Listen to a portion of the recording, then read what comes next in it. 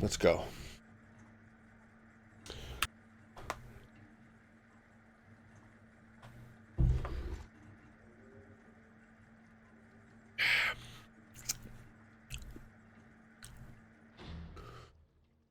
Sam I am. Hello out there. Headed up or down? Sometimes I wonder myself. Just looking for the crew of the Mucky Mammoth. Yes, ma'am, they stop here every morning. I expect they're upstairs now. I just got the coffee going. I could use a cup myself. It's cold down there. Well, head on upstairs and she'll take care of you. I'll be along in a minute. I wonder where he's going.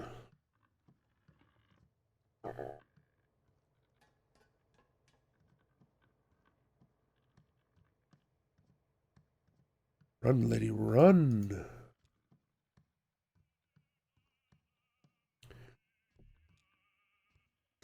Just in time. We've already finished eating, but we are about to place a to-go order for Clara. She's back on board getting ready for her show. Take a look at the menu. I'm sure there's something you'll like. Ida is a bit of a local celebrity for her cooking, I mean. Hey, Ezra was just asking about you. He's around the corner playing a video game. Maybe go let him know you two are back? Or where's the old man anyway? Good question.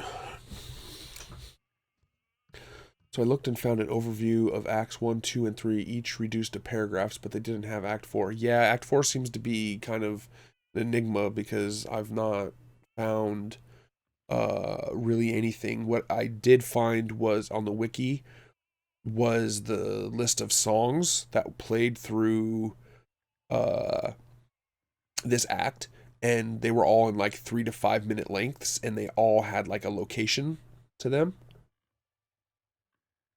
So we went to deliver a package in some old train station thing, and it was flooded, and um like we had to go through, like, we were on a different boat. We weren't on the boat with the mammoth, and we had to we kind of went through this bat exhibit thing where there's just all these bats flying around, and you stop and read like these signs about these bats. And um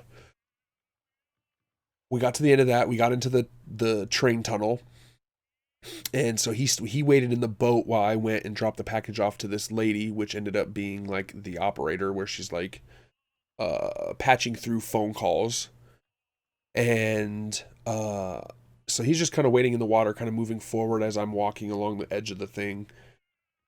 For some reason, I see him kind of go to the other side, and then his dog gets off, and he's kind of just walking along. And I'm like, well, why did he let his dog off? And then as soon as she's done talking to the lady with the phone operator and dropping the package off to her, she turns around, and then there's two like glowing skeleton, or three glowing skeletons in a raft, and they're just going off down into the darkness. And then that's the last that I seen of him, and that was it. And then they cut to like the kind of overworld lined movement thing, like overmap type deal, where I was moving through the tunnel on the raft back to meet up with these people. So he kind of just left. He started to have more.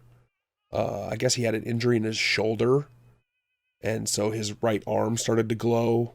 Like he was starting to glow more. So there's something up with like the medicine that they're taking, or, and he could see all of the other like glowing skeleton people. Yeah, that's what I think. I think he just became one of them because he could see them, but she couldn't. Like he was like, "You don't see them," and she never responded to that. But I think that he was like, and he was having conversations with them, and she was like, "Who are you talking to?" And he would be having conversations to them. I guess he made some. He talked to, because I guess he talked to somebody about helping with his insurance to cover the cost of getting that medicine that helped his leg, which is now taking him over. Hey, got a quarter? He's almost got this. It's true. Sure, I have 1 quarter. Thank you. So, where's? I don't know if he left or they took him. I'm gonna say that. Let me see. I mean, it didn't look like there was a struggle, and he did let the dog off the boat. I'm gonna say he left. Oh, okay. I have to say I didn't know him very well, but he seemed like the kind of guy who was always on his way to somewhere else. Yeah, I'm gonna go sit down. Cool. The food is good here. I think everyone else is finishing up, but you could probably get something to go. All right, Claw Maestro. Let's give it another shot. So let's see what's on the top of the pile here. There's a stuffed octopus, plastic bag full of clamshells, a cowboy hat, and some big headphones. The octopus has a... I did wonder what the deal with the glowing leg was. I figured it was glowing because he could always feel it and it felt alien. Yeah, that's what... Like, I thought it was something like that, too, where he was... I don't know, like... I was wondering if it had something to do with, like, being mechanical. Like, some of these people are, like, robotic. So I thought maybe this medicine was some kind of, like... Because they called it something weird, right? Like, it was, like, TM... Like, some weird letters and number sequence. So I thought maybe it was, like, some kind of, like, nano machines that went in to fix his leg. And in the process, it also kind of merged with his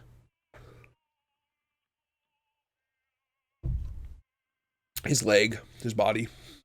And then it sounded like when he was talking about an old shoulder injury, and then his arm becoming that. Huh. Avoid dust and sand. Have we been by dust and sand? Oh, we were at the beach.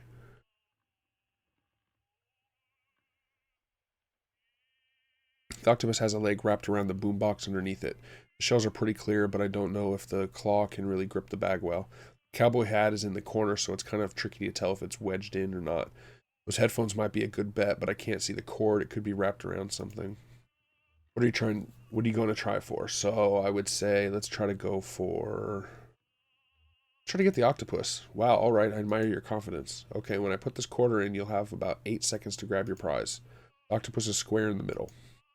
Let me know if you need help lining it up. I've got a slightly different view of the field from up here. Ready? Here we go. Johnny inserts the coin and the machine awakens. Timer 8. The claw hovers in the front left corner of the machine. Ezra pushes the joystick up, pushes the joystick right. Does this look right? You're too far to the left and you need to push it back further. So up.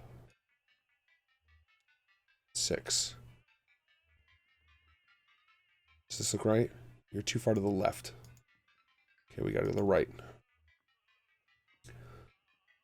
Claw covers on the center of the machine. Does this look right? Yeah, it looks good to me. Go for it. 3 seconds. Does this look right? That looks good to me. Go for it. Pushes the button to drop the claw. It grabs the octopus. The octopus is attached too securely to the plastic boombox beneath it. It slips from the claw's grasp. Aww. Oh, no good. I had a feeling that octopus was a little too comfortable in there. Hey, listen, it sounds like the old man you were following around. I guess he had to leave? I should go with him. Oh, no, that's not a good idea. It's not a place for kids where he's headed. How do you know? Anyway, I don't know what kind of plans you have now, but if you need help figuring out your next move, you can always talk to me and Miss Junebug. I just wanted to make sure you know that. Could I keep going with you? I'll meet up with Julian when we get back above ground and go back to the museum. Oh yeah, he's your brother, you said, right? Hey, maybe we still have time to poke around this place a little. They have some pretty wild stuff in here.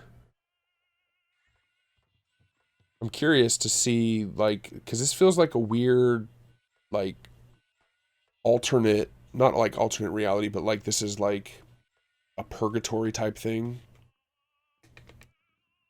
Afterlife is what I was thinking.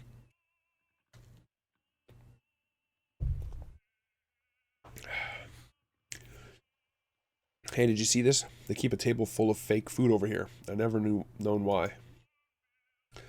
Tentacle? Gross. I dare you to take a bite. Tentacle? Gross. And I don't know. Some people really like that stuff. I had some fried calamari once at the gas station.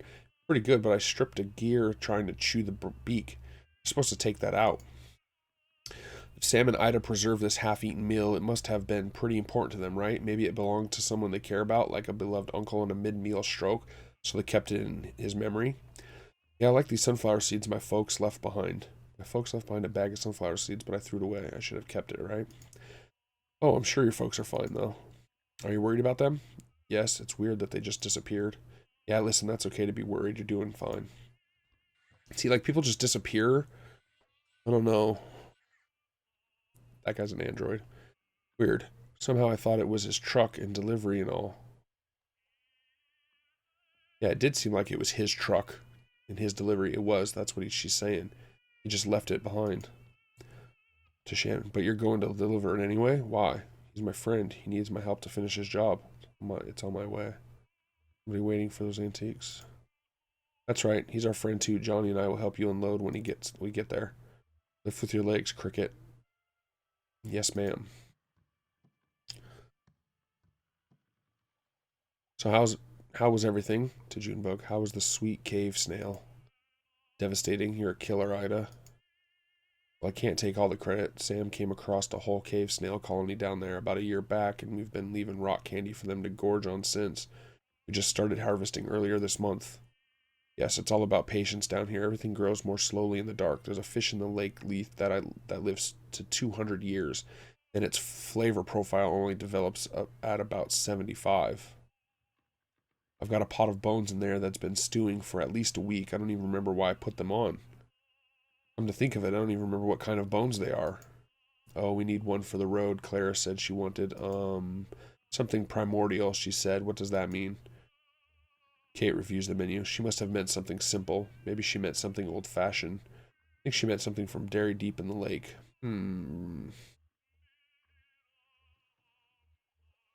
Something deep in the lake. Ah, could be. And Shannon the menu. Here's your pick. I'm no good at this. Shannon inspects the menu. What about salamander log, sweetwater cuttlefish spread, balsamic spinach? On the page. Crab and tomato cakes with Kentucky remoulade. Mollusk cakes with orange butter sauce. Aged blind cavefish and small salad. Let's go with mollusk cake. Good choice. Your friend will love it. I'll have that right out, sweetie. Ezra leans over the table and carefully examines the preserved food and drink. He prods a half-eaten tentacle. He gently compresses a pea-sized eyeball on a plate. He runs his finger along a grayish claw. The surface of the claw is completely smooth, Ida, and that was the small one. They're asymmetrical. Sorry I startled you, sweetie. Whose food is this? Why didn't they finish their meal? Well, they had more than twice as much food as they really needed, so even half was too much. This food is about 15 years old, it's true. Things were different then. Nobody came to eat here. We were fighting just to keep the lights on.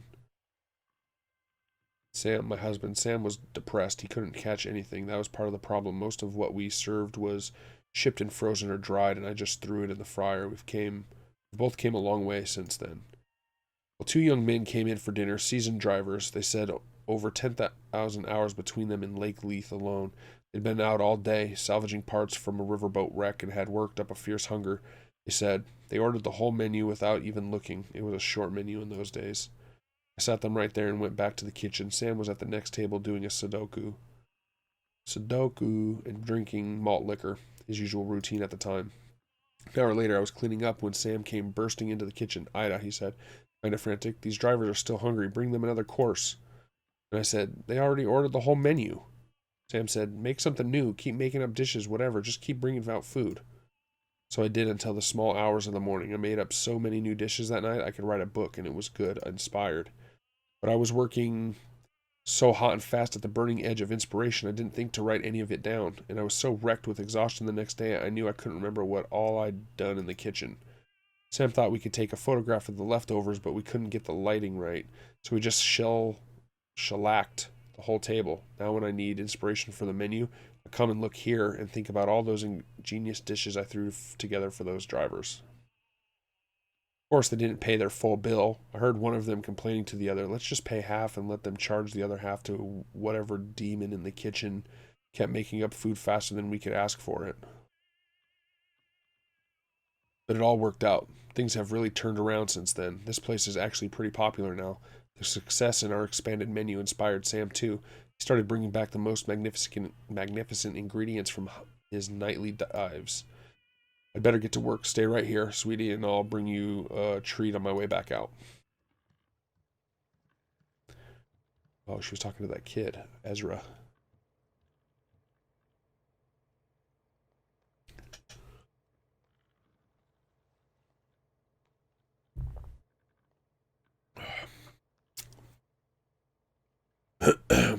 Well, buddy, I guess you're the catch of the day. The one and only. Haha. So what are you? You look like, well, some kind of fish, I guess. Kind of mopey little guy, huh? Yeah, I can see it in your eyes. You smell like kind of dusty dry. Where the hell have you been swimming? Skin feels like sandpaper, huh? Well, she'll figure something out. I think I'll call you depthfish, scaly gray fish. Welcome to Salmonitis, the one and only scaly gray fish. I hope you enjoy your stay. I mean, not too much. Have you ever seen a creature like me before? You're pretty far down there. I wouldn't be surprised if I'm the first, except there were two divers who went before me long ago. Maybe that was before your time. How old are you anyway? I wonder. They ate here once, back in the bad old days. Two young guys, could have been brothers maybe. I was over in the corner with my coffee and crossword. He's telling a different story. I hadn't even, probably about the same thing. I hadn't been able to catch a thing, so I'd have just fried up something from Frozen. Well, these guys were hungry enough to eat and ask for more, and they did at least as much talking as eating. See, like I said, they were drivers, and like I said, they might have been brothers. They had a kind of a rivalry going between them or something. It's funny because there was also two women, two sisters, that were having some kind of weird rivalry thing. Ida was about to write up their check, but I slipped calmly and quietly into the kitchen for a minute and told her to just keep bringing out food. I figured they wouldn't notice, caught up in their boasting as they were, and I wanted to listen. They went back and forth for hours about all the deep and dangerous dives they'd been on, new tunnels they'd discovered, all the weird creatures they'd encountered at the weirdest depths of Lake Leith. Leth? It was like a dance. Like a boxing match. Each story went deeper than the last. And I listened to every word of it, memorized every description of every tunnel and diving route they'd discovered. That's my map now, you see. For 15 years, I've been using routes those two young drivers discussed right there at that table. Yeah, I could write a guidebook to the depths of this lake, but I don't dare. Someone would steal my good diving spots, and then where would we be? See, people come here from all over just to try our daily catch because they know it's unique. Ain't you proud? Since I can't write any of it down, I just preserved that table where they had their meal so I can look at it to jog my memory, like they were eating pickled crab when they talked about that shipwreck full of salamanders. Pretty clever, huh? It's my own secret code. Well, I'll be straight with you, scaly gray fish. There is one feature of this arrangement that I find unsettling. In fact, I lose a decent amount of sleep over it. I told you those boys were competing, right?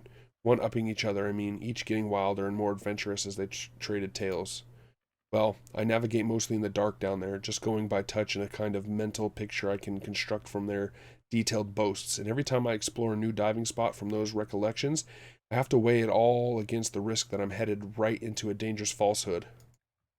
One of those men could have felt for a moment like he was losing some ground in their little duel, so he could have slipped a fake one in there, maybe told a fib about some dive he went on and found a colony of blind shrimp living in a discarded refrigerator, and when I get down there, my diving bell cracks open a sharp rock where he said that fridge would be, and that's the end of Sam of Salmonitas.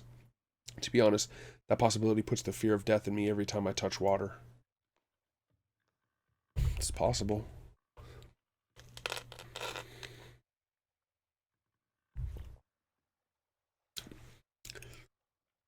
Hey Sam, good haul tonight? We'll see what she can make of it. Yeah, pretty good, I think. I had some trouble down by the narrow tunnel. Some kind of fast-growing freshwater barnacles just about sealed it up. I picked away for half an hour before I gave up and went around the other way. But I got the catch of the day. That's the important part. That's what people travel for. Let's see here. What's the catch today? Pretty cold here for diving, right? Are there a lot of fish in this lake? It seems so quiet. Yeah, there's a fish or two, not too many. It's not like a surface lake where you've got sunlight propping up the food chain. Life down here grows slowly, patiently, and quietly. We stay for a drink. I've got a dark rum that goes well with coffee. Haha. It's a bit early for me. I think we're about to leave, but thanks. Just passing through. Hey, aren't we all? Oh, she got your food ready. You all enjoy your meal, all right? There can't be too much left of this now that what's his name's gone. Oh, here it goes. I have no mouse control.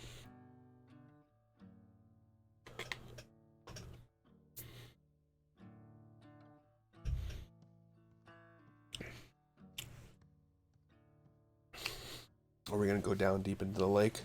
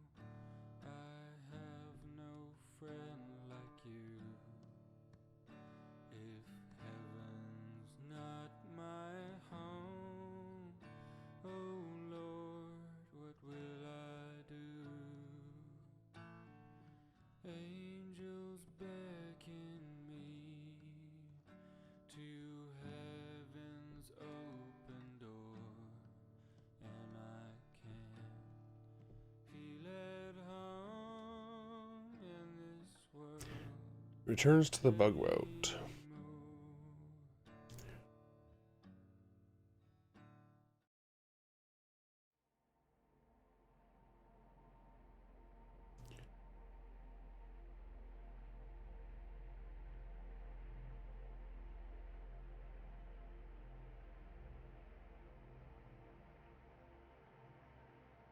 See, that just looks like a swirling mess of garbage, doesn't it? Well, that's what it is. I don't know why trash seems to collect right there. Of all the spots on the lake, it's always been that way. Everyone just navigates around it like it was an island or something. Look closely, you can see some wood scraps from the old canoe rental shop. I think some desks and chairs swirling around the edge there. Navigating around it like it was an island or something. Look closely, you see some wood scraps from the old canoe rental shop. I think some desk chairs swirling around the edge there. Those all-in-one desks like they have in schools, if I remember right. It's been a few years since I saw the inside of one. Those must have washed down from somewhere. I've never known there to be a school on the lake. Oh, there was Gemini School of Beauty. It was run by sisters Cassie and Paula, indistinguishable except for their haircuts, but I wouldn't think they'd have used desks like that. We used to stop there most every night to let someone off for a cheap haircut. Student stylists, you know, they spared many a sailor's the pain of a botched do-it-yourself do. But I guess they got in deep to the power company. Those blow dryers and curling irons burn a lot of coal. It's a shame they had to close down. The haircuts are gone, but the hair keeps growing. Yeah, this cluttered place makes a decent local museum. It's as good a history as I could ever tell. We arrived at a small houseboat neighborhood that sometimes hosted concerts for the pleasure of its residents, where Clara was scheduled that night to perform. Maybe this is where there'll be a concert, and then we'll see what happens. Ezra stayed on the tugboat to help Clara with her performance. Junebug and Johnny watched the show from the dockyard with the others. Act 4, Scene 10. We gotta be getting close. A neighborhood.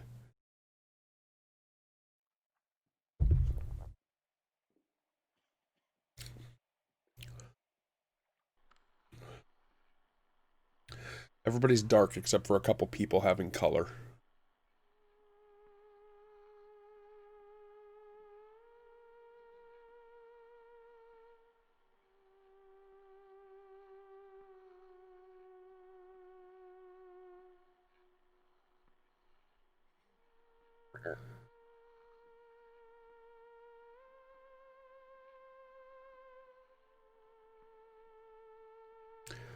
Oh. I remember this. Told you. Yeah, you don't have to say it. Only because it's always true. Aha.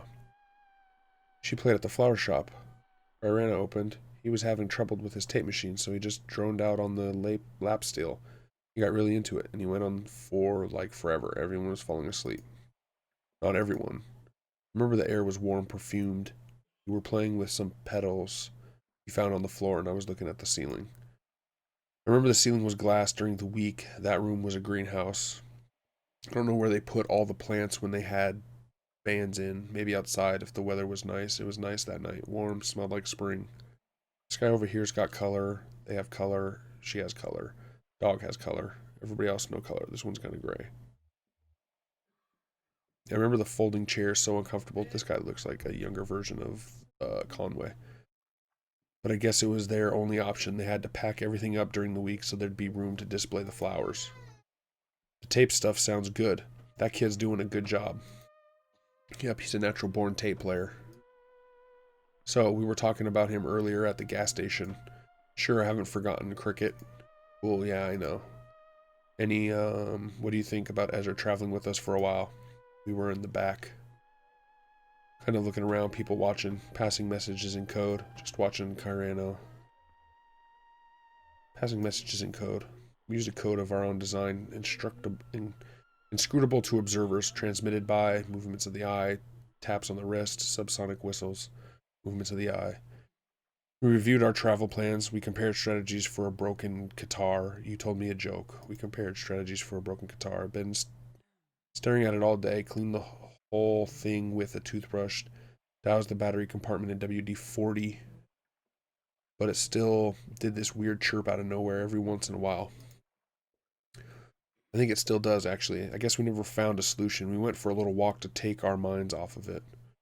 If I sound hesitant or something, it's just when I met you. When we met, we were nothing. Just these little gray shadows. And we grew and filled in. But we did all that together. Ezra, sure, he's just a kid, but he's already a person. What would that do to our system, our chemistry? We stepped outside into the warm night air. We took a wrong turn in the hallway and ended up in the basement. There was a horse tied up in the parking lot. We turned left into an alley. There was a horse tied up in the parking lot. We wanted to go find him some food. Whose horse could that have been?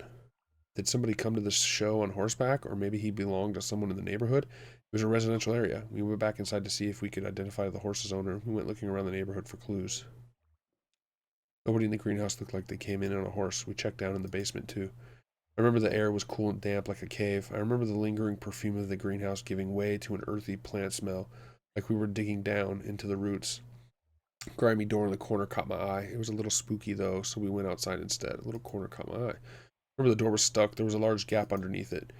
You forced the door. I shined a light under the door. You reached your arm under the door. Too spooky. We went outside instead. You forced the door. It wasn't as stuck as we thought. The door burst open and we fell through. Hey, I got the masters for the new record from Lazar. They're okay, but I... What? You listened to them without me? You were at the arcade. I didn't want to throw off your pinball game. Oh, okay. Anyway, there was a few spots where the strings distorted a little and the whole thing has way too much reverb, but overall it sounds pretty good. The new drum machine fits right into the mix. Nice. The only question is how to do it live. I can't control the drum machine and sing and dance at the same time. You've got your hands full of keytar. We switched on the lights. We left the lights off. Switched on the lights. The room was crowded with colorful wreaths of births, quinceañeras, weddings, funerals, celebration wreaths, but there was something kind of sad about it. We got back to the greenhouse just as Clara was tuning up. She relaxed her shoulders, took a deep breath, raised both hands into the air, into their precise positions, not the air, and the room started shaking. Clara hit a note that made the glass rattle into sympathy, a perfect 2 octaves lower. She looked like a sorceress, tearing down the building with an effortless wave and incredible focus, coaxing the empty air into some kind of moaning, rattling demon. That's the thing about the theremin. It's the only instrument you never touch. Interesting. You could see a wave of concern propagating through the greenhouse, people looking up at the trembling glass ceiling, looking at each other to see if anyone else was worried, trying to catch Clara's eye and discern if she was doing it on purpose or not, if she were really trying to bury us all in glass. I'm just saying, maybe we could use a third pair of hands up there. Oh? Think you could teach that kid to play a drum machine? Ma'am? I could teach a dog to play a drum machine. Well, that'll be our backup plan. It was a tense 5 minutes. We, the audience, alternated between fearing for our lives and lamenting hers that could have given her the kind of emotional experience to play this devastating song. And slowly, gently, Claire's hands came to rest. The theremin went quiet, the glass stopped rattling, and the room relaxed unharmed.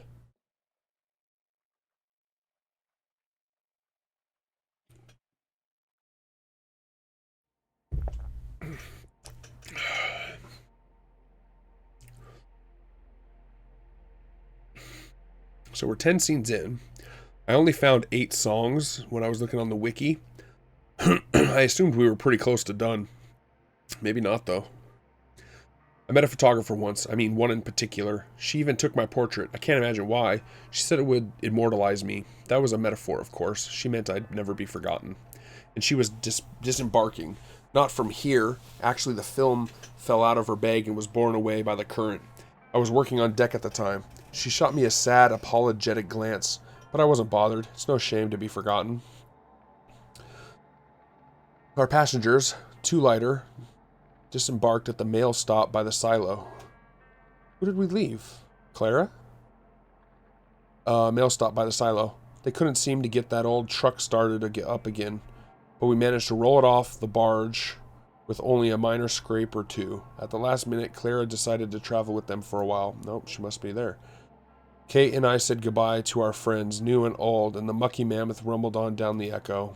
It's so weird that people just disappear. That's it. That's what's happening. Scene 12. Silo of the Late Reflections.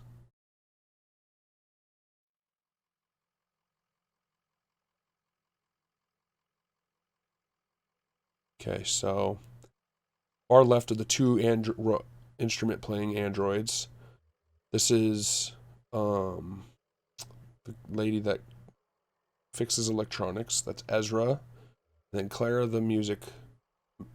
She just played that music. This, I can't remember what her... Shannon. That's right, that's Shannon. And I think one of these is Junebug and... Can't remember the other one.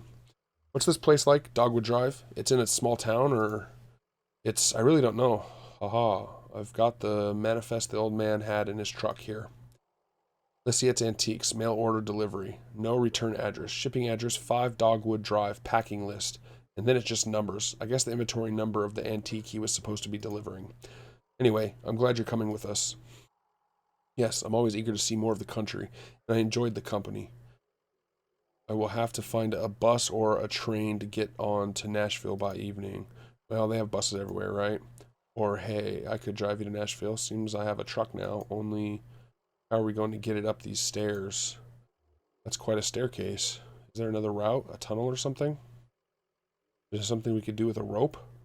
There's no way to get the truck up these stairs, is there? Something we do with a rope? Sure, I can think of a few things. Nothing that'll get the truck up the stairs, though.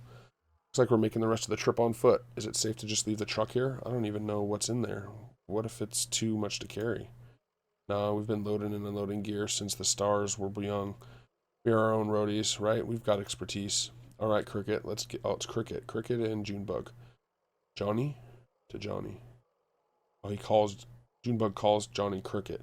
Let's get this delivery packed and tied into bundles worth hiking it upstairs. What's in there? Antiques, I guess. Antiques? Yeah, antiques are, it's like junk, but people will pay for it. Oh. Sorry, I guess you'll be taking the bus after all. It's okay. It will be an adventure. Shannon sighs and stretches. Tired? Don't worry, lady. We're almost there. I think you're probably right. Because there's supposed to be a 5th.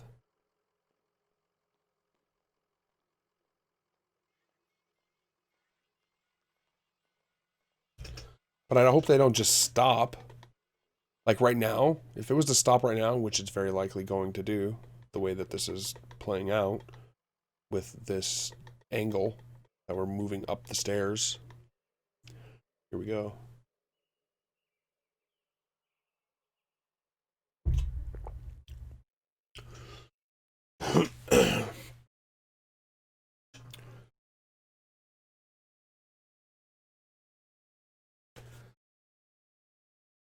End of Act 4. At least there's an end. Highly disappointing I can't believe how this ended. Like, that's so disappointing. All right, let's at least take a look to see when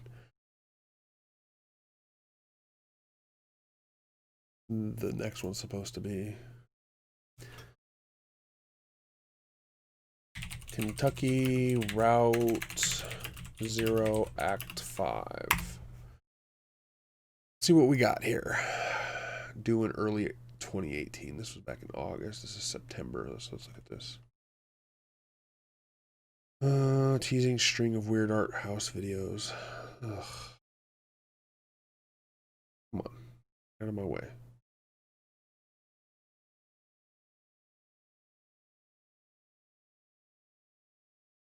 Took 5 years? It's supposed to take 5.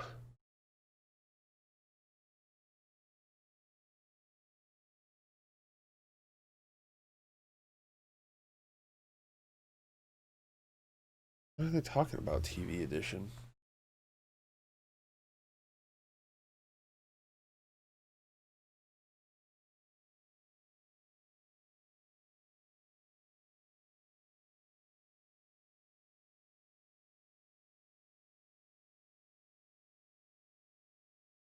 Important to us to clear with you all about that, as we're totally focused on finishing Act 5 with Annapurna on his allow us to finish the game with console work. Now, I don't even care. At this point, I don't care.